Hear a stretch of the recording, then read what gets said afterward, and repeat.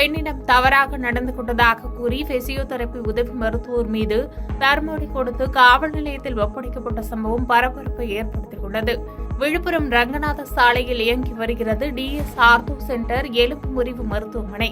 இந்த மருத்துவமனையில் பிசியோதெரபியாக பணியாற்றி வரும் உதவி மருத்துவர் சந்தோஷ்குமார் இடுப்பு வலிக்காக பிசியோதெரபி பண்ண வந்த கல்லூரி மாணவியிடம் தவறாக நடந்து கொண்டதாக தெரிகிறது. இதையறிந்த அவரது உறவினர்கள் உதவி மருத்துவருக்கு தர்மடி தந்து விழுப்புரம் மேற்கு காவல் நிலையத்தில் அவரை ஒப்படைத்தனர். இது தொடர்பாக விழுப்புரம் மேற்கு காவல்துறையினர் தீவிர விசாரணை மேற்கொண்டு வருகின்றனர். பிரபல மருத்துவமனையில் இளம்பெண்ணிற்கு பிசியோதெரபிஸ்ட் பாலியல் தொல்லை கொடுத்த சம்பவம் விழுப்புரத்தில் பெரும் பரபரப்பை ஏற்படுத்தியுள்ளது.